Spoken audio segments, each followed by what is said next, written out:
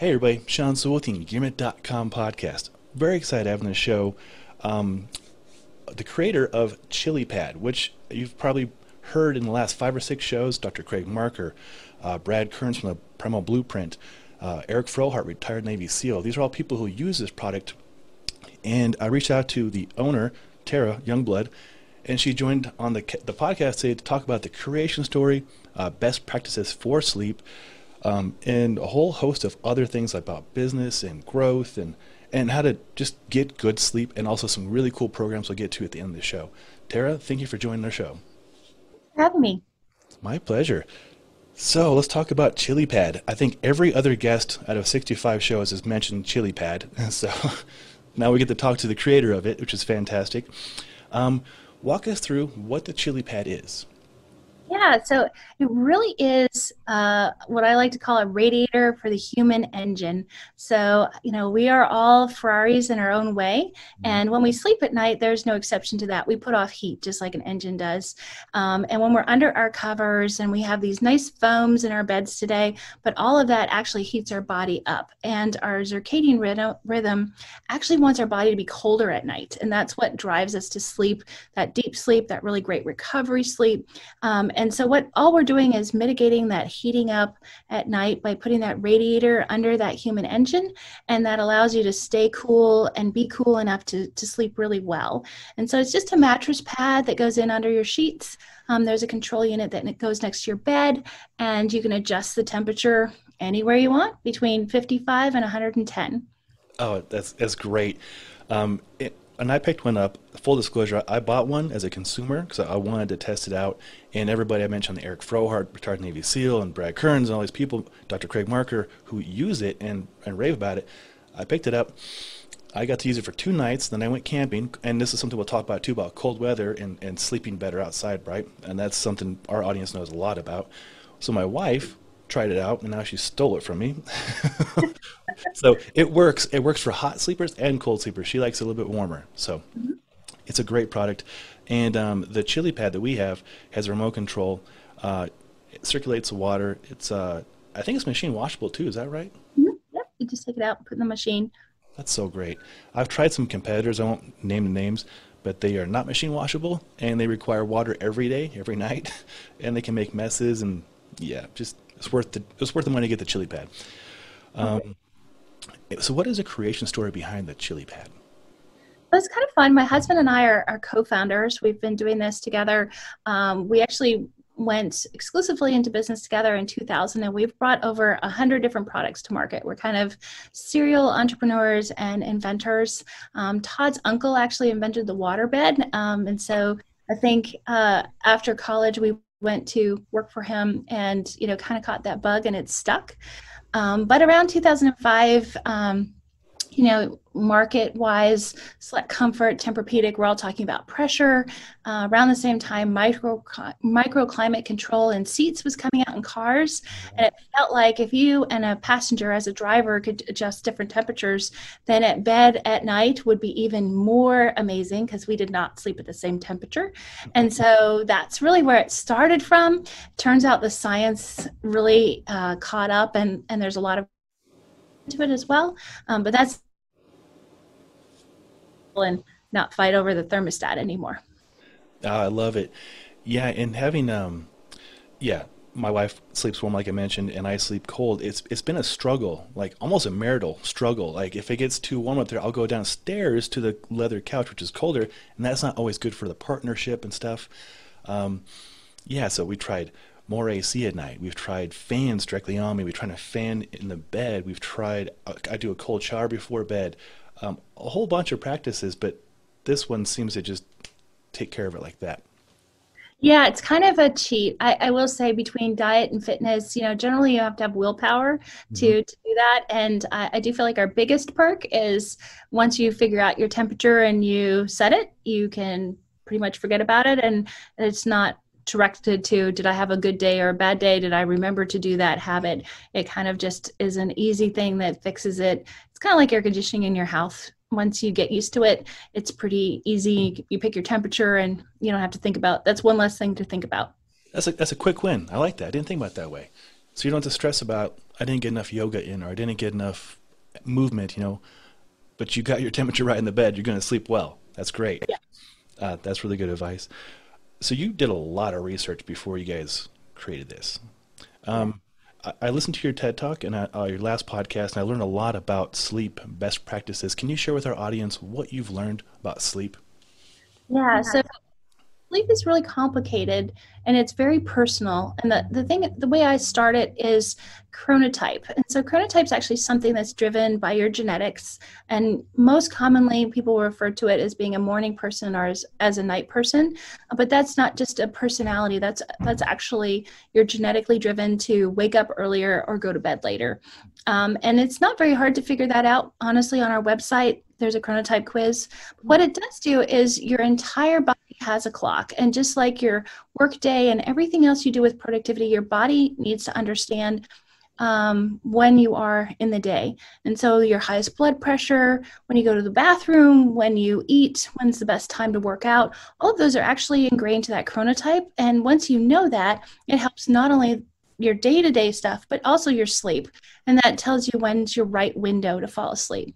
And so once you know your window, I usually break up the night into 3 buckets, I call them in my TED Talk, but zones. Bedtime being one of them, where you're still conscious and you're trying to figure out what habits go into that sort of window of helping you fall asleep.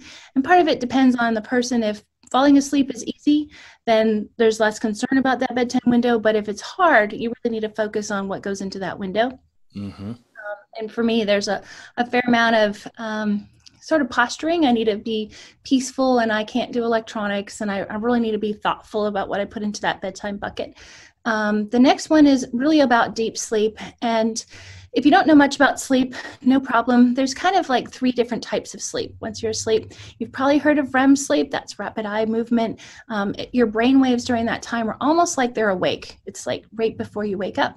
Light sleep is kind of like this band of sleep that when you're not in one of the other 2, you're in light sleep. It's probably the one they know least about right now. And then there's deep sleep, which has really hit on news and all sorts of studies recently of attaching lack of deep sleep to depression or Alzheimer's. Almost every disease of the elderly, they're coming out, autoimmune disease, immunity specifically. And what happens during deep sleep is really important for your body's recovery. And so deep sleep is one of those really important things to do, but it wants it cold. So during that time, that core body temperature is dropping by 2 degrees. And when it's dropping by 2 degrees, that's the best window for deep sleep. And it's not to say you won't have it throughout the night. You kind of, let's talk about 90-minute cycles where you'll go through those different cycles. Those cycles towards morning will not be as likely to have deep sleep if you're not getting cool enough. And one of the ways in which cooling from our product or being cooler or even those cold showers before bed, it helps trigger your body to say, oh, I'm supposed to be getting colder. And that does really help you get that deep sleep. So that's the first half of the night. And the second half of the night, REM sleep becomes the more predominant part of those cycles. And it likes it a little bit warmer because your body's trying to warm up. So we use a warm awake in our Ooler. You can use that as an alarm. But warming up, just like you talk about what it's like to sleep outside, that's not that different than sleeping outside. So in the middle of the night, it's the coldest, and in the morning, it starts to warm up. And your body has been doing that, well, and our ancestors have done that for millions of years before we got air conditioning and central heating. And so we're looking for that change. We're looking to follow that, and we just try to mimic that with our product. No, that's genius. And it speaks to me and a lot of our audience directly because I camp year round, 2 days a week, whether it's summer or winter, snow or hot. And it's kind of like marital therapy for us too, because she knows I'll get good night's sleep. If I go camping, the dogs get worn out, and I know I do my gear reviews and stuff, but I always sleep better when I'm cold. And that makes complete sense the way you explained it. So thank you for making sense of it. Yeah, it's kind of fun. Studies have been done even with hunter-gatherer societies. Jerry Siegel out of UCLA has a hunter-gatherer study that followed sort of some of those tribes, whether it's even in South America, Africa, the ones that he was able to still find those hunter-gatherers and put trackers on them for over a year. And it found that they went to sleep because of the temperature cooling off. Wow. So good to have validation. so I can go camping more often now. It's great. Excellent. Yes, yes. You're living the life. They actually Yeah. ended up having to sleep less, and they were so much healthier because they just followed their body. I love it. Well, that's a fun topic. Sleep. Do you need 8, 9, 10 hours of sleep, or can you, if your sleep quality is good, can you perform on less? Yeah, so Kelly Starrett, the father of CrossFit, is Yeah. on our medical board, just a really great guy. He actually coined the term about our product called sleep density. And so it really is about quality of sleep. And that this 8-hour myth that we're attached to actually started in the industrial age. You can track it back through history. Even Charles Dickens, you can see references of first sleep and second sleep. Traditionally, we did not sleep in one 8-hour segment necessarily. It still happens a lot in Spain of you'd go home and have maybe a nap around 4 or 5 o'clock, eat a little bit later, but it's a light meal. Hmm. Potentially still do social activities even in that window, and then you'd go back to sleep again. So this 8 hours started when factory workers demanded to have 8 hours consecutive that they weren't working. And it kind of boggles our mind because we can't imagine only getting that much time off from a factory job, but that's what they petitioned for, so they would still get sleep so they wouldn't get so tired they get hurt on the job. So we've kind of stuck with that, and really where it comes down to is if you don't get 8 hours sleep and you're not getting great sleep, 8 hours is a good mention, but it also isn't talking about quality whatsoever.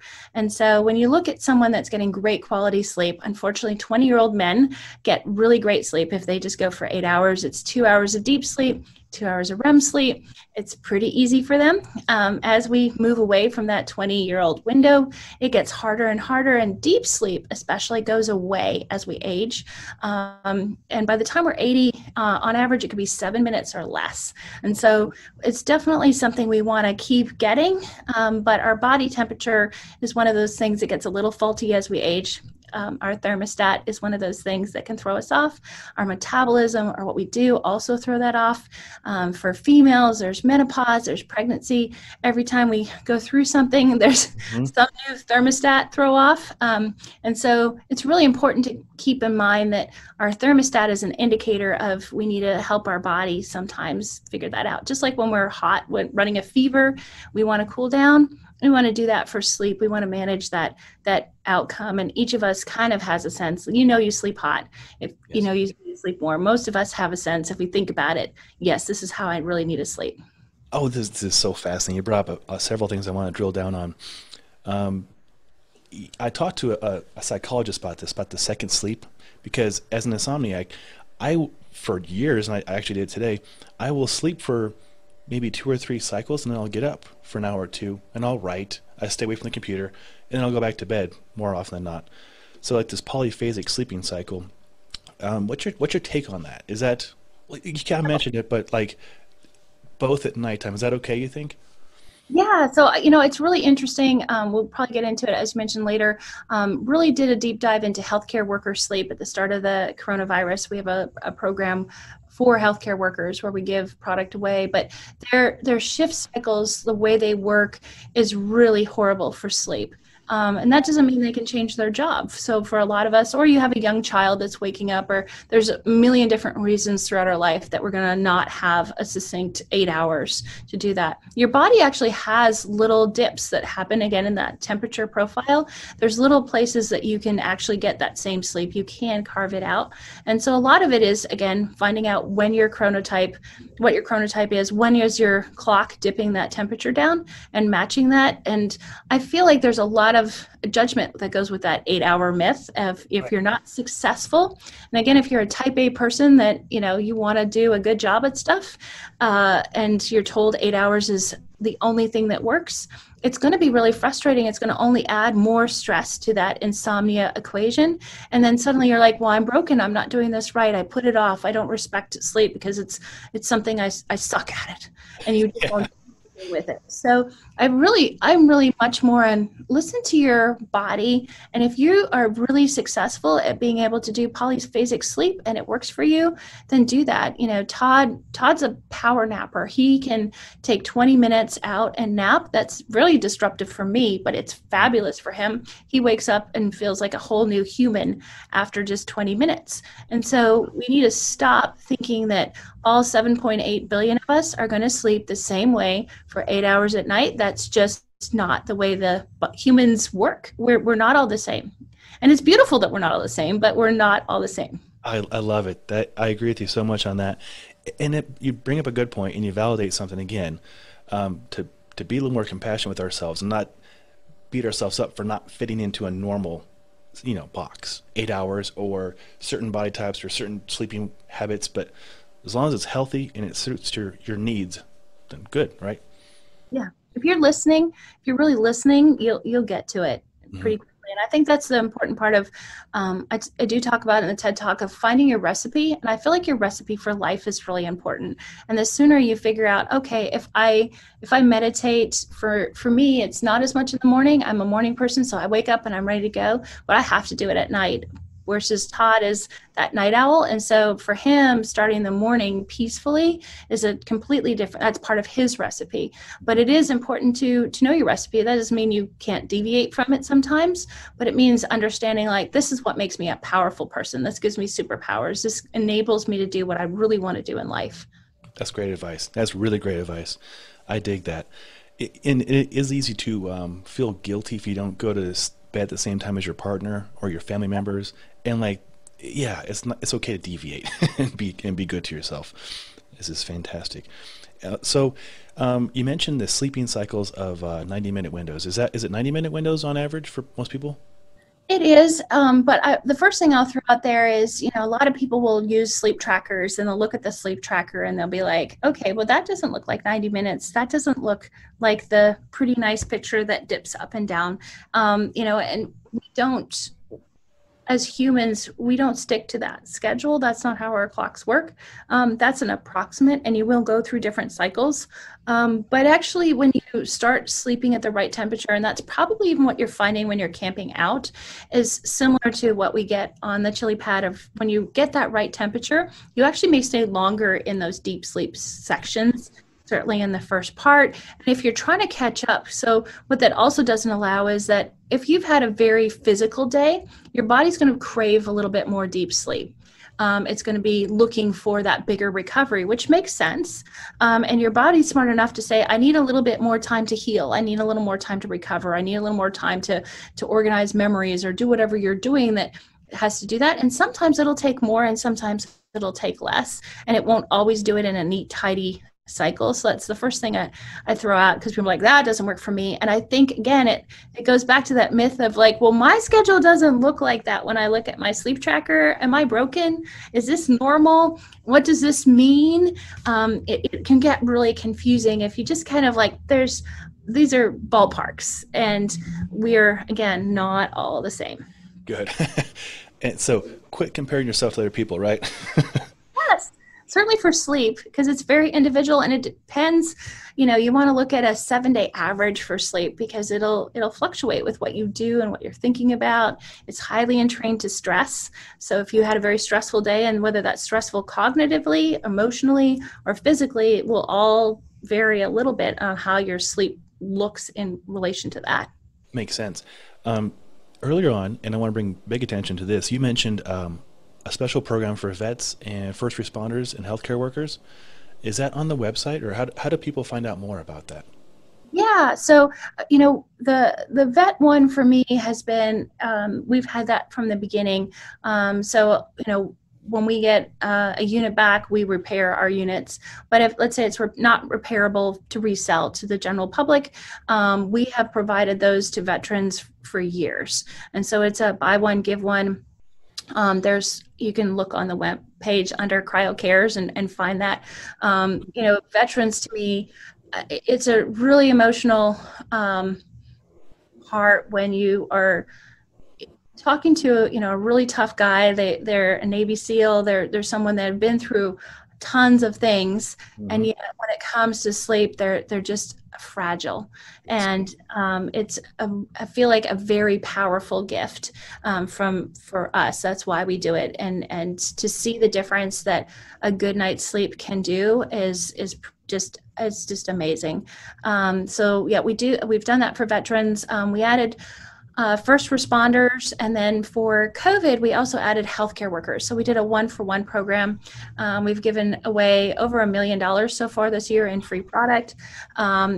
Just an overwhelming number of people. And again, some of the stories, same kind of thing. They've seen a lot. They've been doing a lot. They're away from their families. A lot of the units we sent went into sort of those hospital restrooms where they aren't getting to go home. They're just taking a short rest between shifts. And it's for the people that are having to make split-second decisions on life and death and how to take care of people, we as a society have to get better at making sure they get good sleep. Oh, I love that. And I think I'm going to add, it's going to get pretty heavy for a second, but it's a good outcome. The why. We did a drill last weekend with some friends of mine, some colleagues, about the 7 whys of why you do something, right? And I think you and I have a lot of empathy for people who have been through a lot. PTSD, grief. Like I've mentioned on my show and several different episodes about I was a caretaker for my family, lost my brother, my sister, my father, my mother. So sleep is like such an essential thing, but sometimes so hard for a person like you or myself to get quality sleep. And I know that's relatable for you. And I'm not trying to assume, but I believe that's part of the why of why you created this company.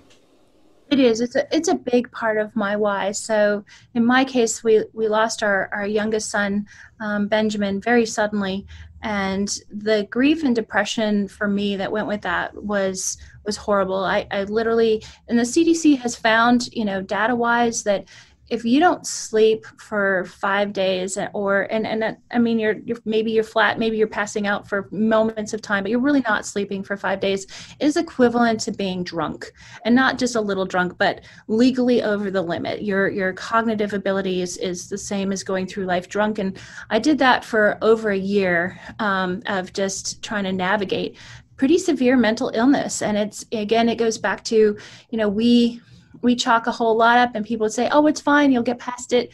But when you're in that state, it's really not the same reality that everyone else is in. The sun doesn't shine the same, the walls don't look the same color. It's a completely different space. It's like you've been transformed into a virtual reality that's horrible, and you're in your own world. So there is a great sort of understanding that what that does to sleep is just horrible. There isn't a single mental illness that is not attached to lack of sleep in some form. And there's a comorbidity that if you are not sleeping a lot, you will get worse on your mental illness. If you have mental illness, your chances are you're not sleeping very well. It's just a horrible cycle that people get into. And what happens with night terrors, PTSD, depression, if you look at their sleep cycles, they never hit deep sleep, almost ever. And so they're just not settling down. They stay, and just like I described that REM sleep, your brain waves really look like you're awake. You really aren't ever in that full rest. And even sleep drugs like Ambien, I have a really hard time with them just because they're hallucinogens. They basically give you the false sense that you're asleep. They actually don't put you into that deep sleep. They just, again, settle it down. It's like having surgery and you're under, but you're not really sleeping during surgery. You've just been, told to settle down so you don't register pain. You may not register other things, but it doesn't allow you to rest. You still have night terrors. You still have all of those things. And so one of the powerful parts about temperature is all of that's happening in the front part of your brain, all your consciousness, your prefrontal cortex. But temperature talks to your unconscious brain. It talks to your hypothalamus. It talks to your involuntary systems like your breathing. And so it says, hey, it's really actually time to sleep. And it gets past that. It doesn't mean it's an immediate fix, but you do get deep sleep. And over time, as you work through, you buy a little bit more sleep to get a little bit more willpower, to get a little bit better. It allows you this opportunity to find a journey out of mental illness if you can find a way to sleep just a little bit more and get a little bit better. And I do feel like that's the biggest why. That's why we give it to veterans. I've spent time in tears, like I said, guys that there's no way that any other thing they're going to talk about that way, but sleep and and being struggling with PTSD it's just crippling. And so yeah, it's really wonderful to have some small tool that will help with that journey. Oh, that's so noble. I so much respect for you for doing that, and thank you for opening up. And I'm very sorry for your loss. And I can relate. I've battled depression and anxiety and substance abuse, sleep medications, all of that, trying to find some relief. And besides the cold temperature in your chili pad, I've found that talking with other people about this who've been through some stuff and getting those big tough guys who are actually teddy bears on the inside and women, and to talk about it, And so it's a very holistic approach too. Talking about this, getting quality sleep, eating like an adult, eating healthy. It's all very sustainable too. So you've created great products, and it's so cool that you're giving back in that way. So I'll definitely put links to that in the show notes as well. You touched on something in your TED Talk about, is it during deep sleep that memories are essentially filed and the spinal fluid rinses over?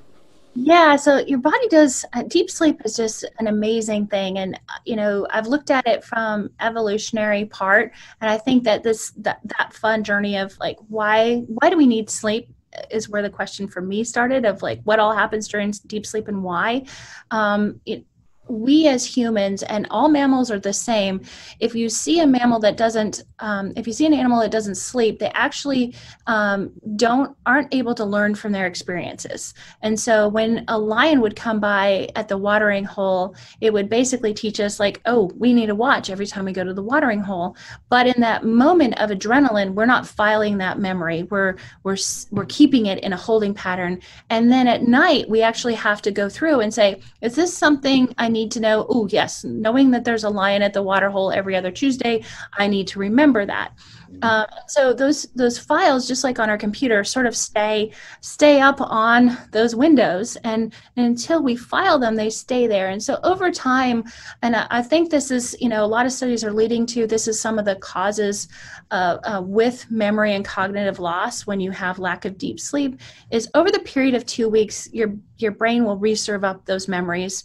And over the period of 2 weeks, as you can imagine, what you wore last Tuesday or what you ate last Thursday isn't something that's going to change your life unless you have to have a pinnacle moment at that lunch on Thursday that was like, wow, that was life-changing, and then it gets filed in a different way. But otherwise it gets dropped off over time. And as I look at it of an office, if I was sitting at my desk and every day I put some more files on there and I never got rid of them, it would be really hard to find memories over time. Like it would just get to be a big, huge mess. And so memory allocation is one of those things that happens during sleep. But at the start of deep sleep, your brain actually gets washed over. And this is really important for Alzheimer's and some of those other diseases of the brain, is that it actually gets washed, and that your spinal fluid comes up, and it is literally like a car wash kind of thing. And it cleans out some of those plaques that they talk about with Alzheimer's. And so your body does amazing things. It also releases growth hormones, and it goes around and fixes stuff.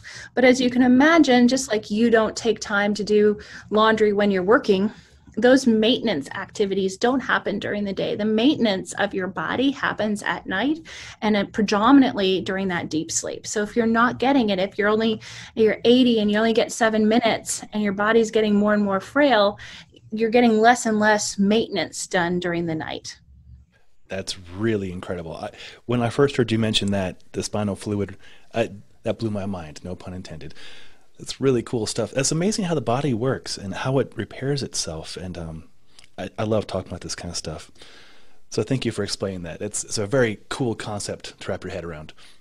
It is. It's I think the other thing, if you are doing sleep tracking, that's really, I think, is a phenomenal, and you'll see this if you've been watching the news with the Oura Ring, which is a sleep tracker. They're using it to be able to see COVID ahead of time. So your body systems, your temperatures, your HRV, which is your heart rate variability, you can actually look at those and see that 2 days before you're going to get sick, it starts to show up in your sleep and what's happening in that maintenance mode. So before the symptoms are exhibited to us in a visible way that we can tell, your body already has that virus. That's part of like, oh, well, they're carrying it, but they don't have symptoms yet. Or they're, how that works is your body is fighting it, and it does appear in sleep tracking, and you can see it in those metrics at night. So you can see that maintenance actually happening and that fight going on and when you're tracking your sleep. It's pretty fun. That's incredible. Oh my, I'm going to go get one today. I love tracking this stuff. I actually wrote a paper on heart rate variability and for fitness and recovery. And there's a book behind me from Pavel, and I'm in that book with a Navy SEAL, Eric Frohardt. And we talk about, effective training methods in recovery, heart rate variability, breathing. Heart rate variability is a really interesting topic. For those who don't know, it's basically how well your system can handle stress, mental, physical stress. And you just measure, like, I bought my wife an Apple Watch, and she loves it. And then I got one for myself because we can keep each other accountable. But also, it's got a heart rate variability tracker on there, right? So it keeps me honest. Sometimes I'm reactive, right? And I'm like, okay, take a step back, get some box breathing in, and I can get my heart rate variability back up to like 95 in like two minutes. So it's very important stuff for stress management.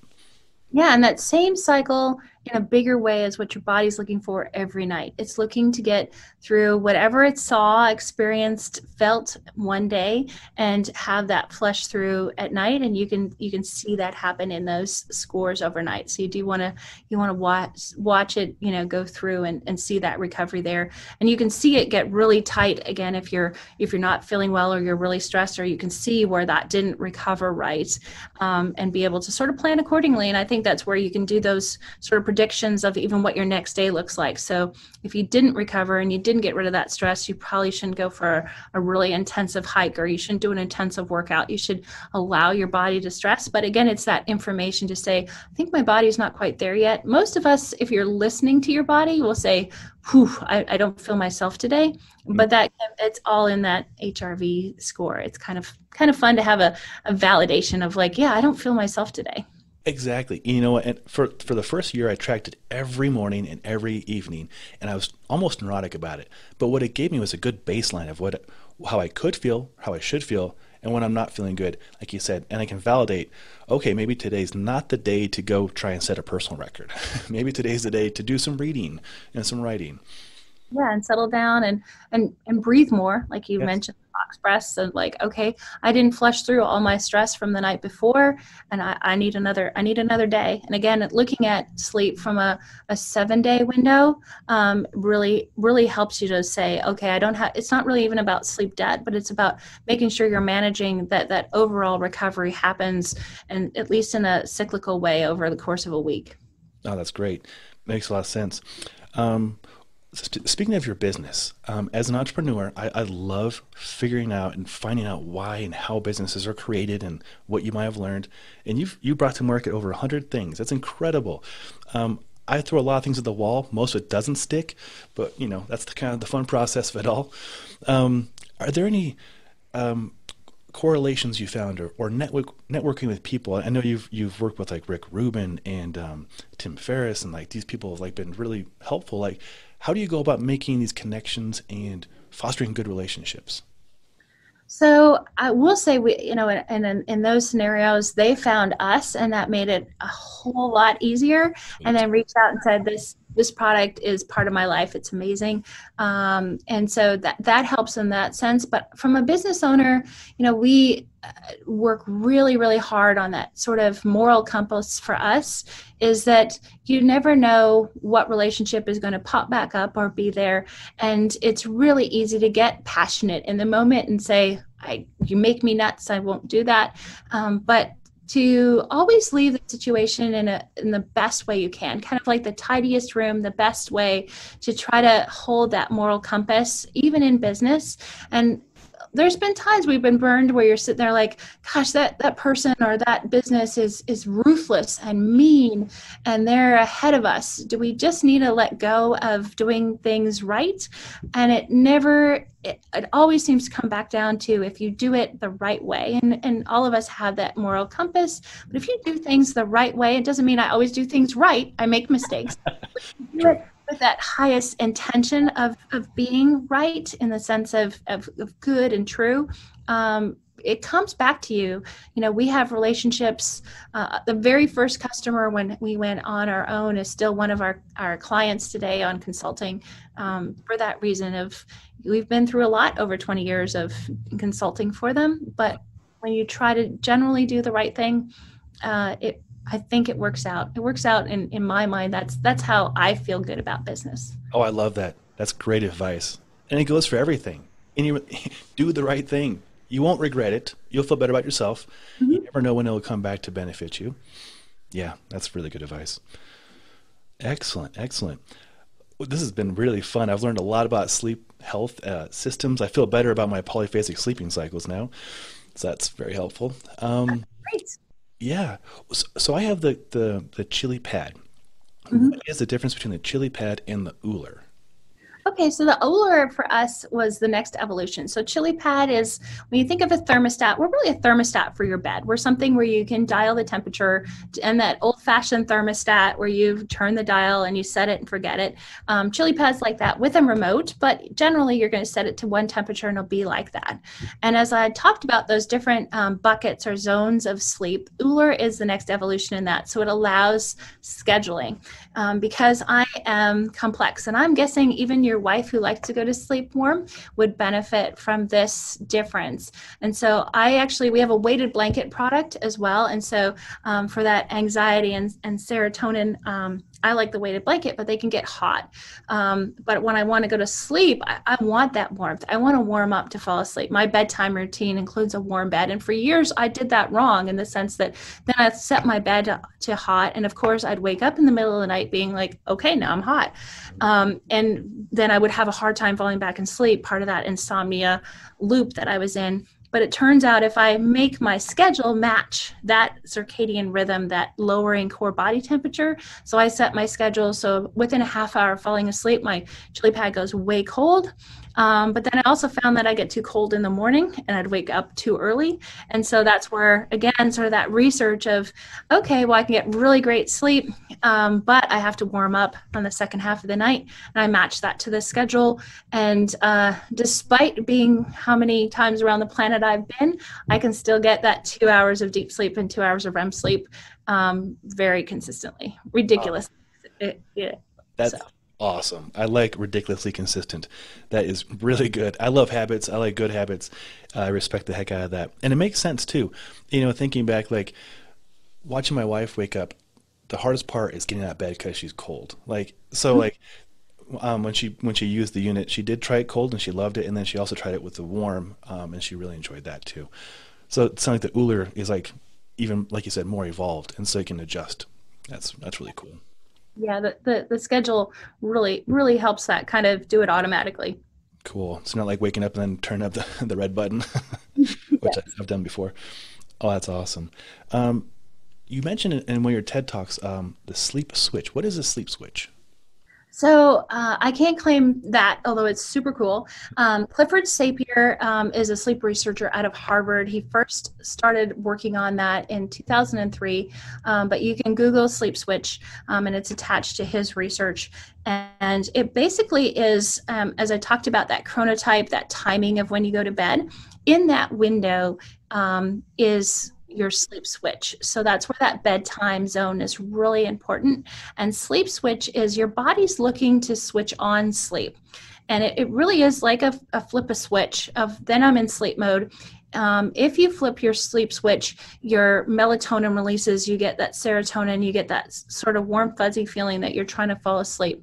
And that is amazingly driven by temperature. That's where the science part has caught up to the invention that wasn't really designed to necessarily do that, but it switches on sleep. Now, the fun part for me is that it turns out the temperature also can help switch off sleep, which helps prevent that grogginess, and it wants to be warm. And when you flip off the switch by warming yourself up in the morning, You actually get a burst of cortisol. You get to feel, and good cortisol at that point, not cortisol about stress, but like you get that burst of like, oh, I feel really good. Again, equivalent of, imagine that sun coming up, warming up the planet, warming you up. We've got pretty used to getting warmed up to wake up. And when we do that, sleep gets turned off. And by having hard on and hard off, it tells our body, again, to start the clock. Because if you picture the clock, that clock wants to be turned on or turned off, and it wants clear zones. The big wide gray areas of crawling into bed and watching TV for long periods of time and then kind of falling asleep, that's not a nice hard on and off. And our bodies really want that clock thing. It likes habit. It's boring. I get it.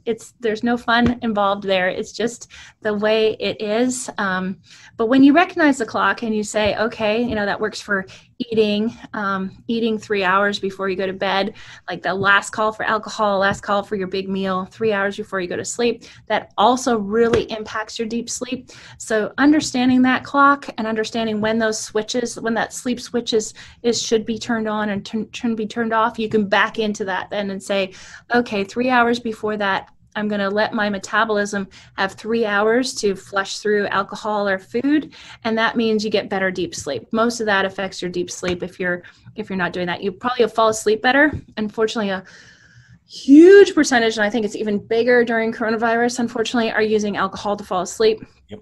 Terrible stuff in the sense that it's good to help you fall asleep maybe because it's a sedative, it's a depressant, but what it does for deep sleep is it amps up your metabolism to try to burn through that alcohol. And as again, then we're not cooling, we're heating during that deep sleep time. And again, it's crazy. It's a buzzkill. There's no way around it. But if you keep it in its zone, it's good.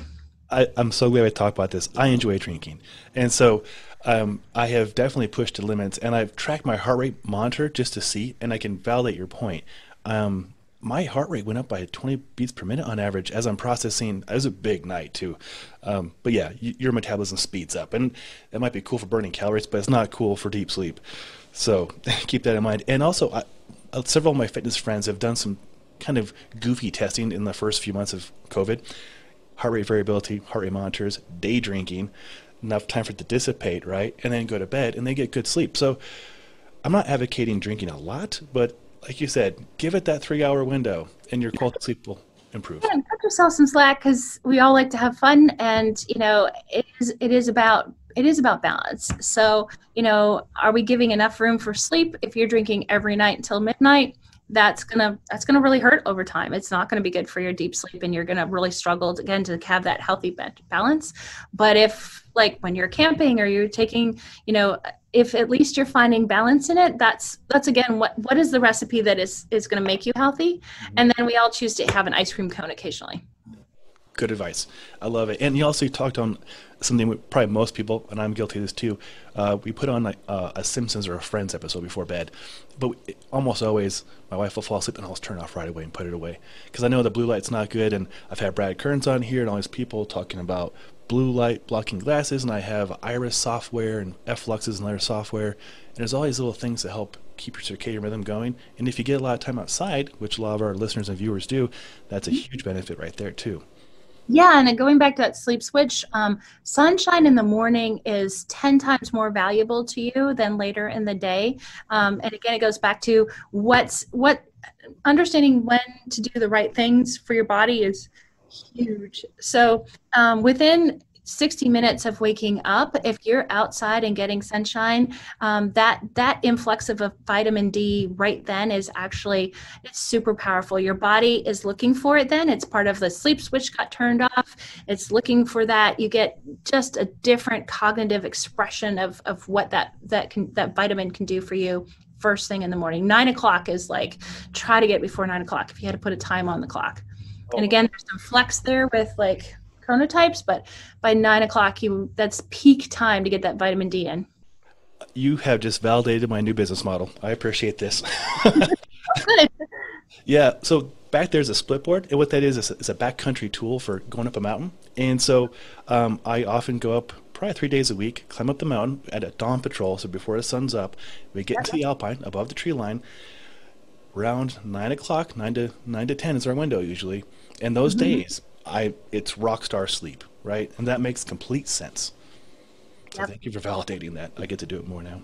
Yeah, there you go. Yeah, it's all about, that's where again the power of understanding when for your body, it's just speaking its language. And that's all we want to do with our bodies, is to say, okay, well, how can I talk to you? You're talking to me and I'm not understanding it. If you understand the when, it will give you the cues and you will get the burst from that. It's really fun. Your best cognitive time, your best creative time, all of those are entrained to that clock. And if you do it during the right windows, it's phenomenally different. So if you want to be creative, for most of us morning types, that's like between 3 and 5 in the afternoon. So that's, if you're going to have your drink and kind of be creative and fun, your brain will love it during that time. 3 to 5, new happy hour. Perfect. Relax, be creative, do whatever you're going to do to help ensue creativity, but that's that window. I love it. This has been such a joy learning so much from you. Our listeners and viewers I've got 2 pages of notes, and I've got the study right there from Clifford Saper, links to the quiz you mentioned, and as a big perk, your team threw together 2 coupon codes: Engearment 25 for 25% off the chili pad, and Engearment 15 for 15% off the Uller. And I'll have links to that in the show notes as well. So thank you for that gift to our audience. Yeah, and I mentioned the Jerry Siegel one out of UCLA, hunter-gatherer one. They might enjoy that one as well. Good call. Yeah, get that one going too. They can at least quote it when they say they're out camping and they're getting better sleep, and then they can tie it back to some science and say, see, I'm really brilliant. I love it. This is going to help a lot of people get a little more time outside. This is good. Yeah. Well, Tara, thank you so much for your time. Is there anything else you want to cover? This has been a lot of fun. No, I think we've covered a lot of topics. We have. I get really excited about this stuff, as you can probably tell, and the audience knows this. But it's fascinating stuff, right? And it's so important. It's super easy to geek out on that, and our website will be in the notes, but I have a blog on there, Pillow Talk, that covers a lot of these topics in a little bit more detail if you want to. Links to some of that research if people want to continue their route. And I love answering questions, so I'm online on Facebook and stuff as the Sleep Geek, so you can always ping me and ask me questions there too. Perfect. Sleep Geek. On what formats is that? So Facebook and Instagram and Twitter and normal kind of. I haven't branched out to TikTok, I have to say. I don't know about TikTok. I watch my wife watch it. I'm like, that's not for me. No. Yeah, maybe I'm not I am much more of an outdoors person, so I'd rather kayak than watch TikTok, but I'm not there yet. I love it. Well, you'll love this. We just tested out an origami 2-person kayak yesterday. Ooh, I will have to do that. Kayaking is, I think, my husband has like a surf boat. He loves surfing and doing the surfboard thing. But for me, the kayaking first thing in the morning, when the animals are out and the lake is a completely different place than when the power boaters get out there. Absolutely. Oh, it's so cool. Well, I'll send you a link to that review, and I get a discount with those guys too. I'll hook you up. Awesome. Well, thank you so much for your time, Tara. All the best to you and your family, and much love for what you're doing with your business and your passions for helping people with sleep and your service to the people that give us service. Just great stuff. I really appreciate you. Yeah, thank you very much. Thank you for having me. And again, the love of the outdoors is something that I think we really share as well. Absolutely. Can't beat it. And to all you Engearment.com fans and followers and listeners and viewers, I'll have all the show notes up with all these great resources, those discount codes. This will be on YouTube, Stitcher, everywhere you can get a podcast. It'll be there. Until next time, much love to your families, and take care.